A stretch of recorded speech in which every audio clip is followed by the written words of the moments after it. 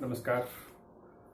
मैं डॉक्टर वासुदेव शेट्टी, महारानी महिला विज्ञान कॉलेज मैसूर में हिंदी विभाग में सह प्राध्यापक हूँ। इस समय मैं बालकृष्ण शर्मा नवीन द्वारा लिखित हम उस बिंदु सम डरके कविता पर प्रकाश डालना चाहता हूँ। बालकृष्ण शर्मा नवीन हिंदी साहित्य क्षेत्र के श्रेष्ठ लेखक हैं।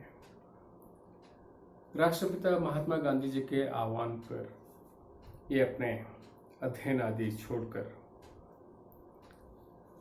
राष्ट्रीय आंदोलन में कूद पड़ते हैं। परिणाम स्वरूप उनको 1921 में 2 बरस और 1930 में 4 बरस जेल की हवा खानी पड़ती है। ज्यादातर कृतियों की रचना नवीन जी कारावास में ही करते हैं। उनकी प्रमुख कृतियां हैं अपलक, रश्मि रेखा, ख्वासी, उर्मिला आदि है। प्रस्तुत कविता हम तो उस बिंदु सम डर के यानी उस बिंदु के समान हम आकाश से नीचे आ गए। आप यदि निसर्ग का आनंद लेने वाले हो तो खास करके जाड़े के मौसम में हर सुबह आप पेड़ों में यानी खास करके फूलों में, पत्तों में, धूप में नन्हे नन्हे मोती जैसे उस बिंदु को आप देख सकते हैं। अत्यंत सुंदर सूरज के नन्हे नन्हे किरणों से प्रतिफलित होकर अत्यंत सुंदर मोती जैसे लगने वाले उस बिंदु के सौंदर्य कुछ अलग है। इसे शब्दों के सहारे बता नहीं सकते। कवि कहते हैं हमारी जिंदगी भी नश्वर है। जैसे नन्हे नन्हे किरणों से अत्यंत सुंदर लगने वाले ओस बिंदु जैसे ही सूरज की प्रकाश तेज हो जाएगी पता ही नहीं चलेगा कैसे बाष्प बनकर उठ गई। अभी अभी यहां था, थोड़ी देर पहले सुंदर ओस बिंदु आप देख चुके थे, आनंदित थे, लेकिन अब नहीं। तो हमारी जिंदगी भी नश्वर है। ऐसे वो उस बिंदु के सहारे अत्यंत सुंदर ढंग से कविता लिखते हैं। उस बिंदु सम डर के हम तो उस बिंदु सम डर के यानी उसके समान हम नीचे आ गए हैं। आए इस जड़ता में चेतन तरल रूप हम डर के। हम काफी उत्साहित होकर इस दुनिया में आए थे, लेकिन ये दुनिया जड़ता से भरी है, संवेदनहीन है। ये संवेदनहीन एक शब्द से आप देख सकते हैं दुनिया कितने बेरहम है। प्रकृति बहुत सुंदर है, अनमोल जिंदगी है, लेकिन लोगों की जड़ता के कारण, मूर्खता के कारण, अन्याय के कारण हमें बहुत दुख पहुंचते। इसलिए लगता है ये जड़ता के कारण। आप किसी को दुख पहुंचाने वाले नहीं है, बहुत सुंदर ढंग से जीने वाले हैं, लेकिन आप अपने अंदाज में जी नहीं सकते। इसलिए वो कहते ये जड़ता भरी दुनिया है।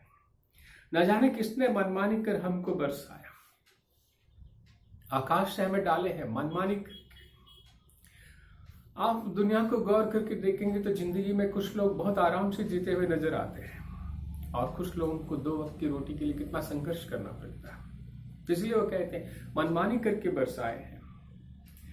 क्या जाने क्यों हमको इस मरुथल में सरसाया। मरुथल में यानी संघर्ष करना है। यहाँ पर ऐसे कष्ट उठाने के लिए कौन डाला है? किसने यूं जड़ता बंधन में बांध हमें तरसा। हमें इस बंधन में डाल के कौन डाला है? ये बंधन, सीमा बंधन को हम कई तरह से देख सकते हैं। हमारे इस अनमोल जिंदगी होने के बावजूद भी हम जहां चाहे नहीं जा सकते। कौन बनाए हैं ये सारी बॉर्डर्स वगैरह वगैरह? आप देखेंगे, आप जरा गौर करके देखिए, जिनके पास कुछ नहीं है वो आराम से जहां कहीं सो सकता है, पेड़ के नीचे आराम से सो सकता है, लेकिन जिनके पास कुछ है उनको हर वक्त चौकन्ना रहना पड़ता है। अनुशासन और अनुशासनहीनता से भरे हुए इस दुनिया को कहते हैं ये एक तरह का बंधन है। आप जैसे चाहे वैसे जी नहीं सकते। कौन खिलाड़ी हमको सीमा बंधन दे हर्षाया। हम सीमा बंधन में, तो मैं अभी पहले भी मैं बता चुका, आप यहीं रहो, यहीं से जा नहीं सकते। और ये राष्ट्रीय आंदोलन के दिनों में लिखने के कारण हम ऐसे भी सोच सकते हैं कि आप भारत से बाहर जा नहीं सकते। हमें मिली है एक जिंदगी, लेकिन ऐसे नहीं। ता किसका आदेश की उतरे आकाश से झरते, किसका आदेश से ऐसे डाले हैं हम लोगों को। और कहते हैं अब लौटने का मन कर रहा, आज बाष्प बनकर उड़ जाने की इच्छा आई है, अनियंत्रित इच्छा। कहते हैं हम जाना ही नहीं चाहते, ऐसा नहीं हो सकता। आप जिंदगी में बहुत सारे लोगों को देख सकते हैं, उनकी बर्ताव ऐसे होती है, हर किसी का जाकर हम कभी मरेंगे ही नहीं, रहना चाहते हैं यहाँ पर, लेकिन जाना है। इसलिए वो कहते हैं अनियंत्रित पुकार आ गया है, आमंत्रण की ध्वनि सुनाई दी, मन पंछी अभी पंख फैलाकर उड़ने के चाह आ गई है।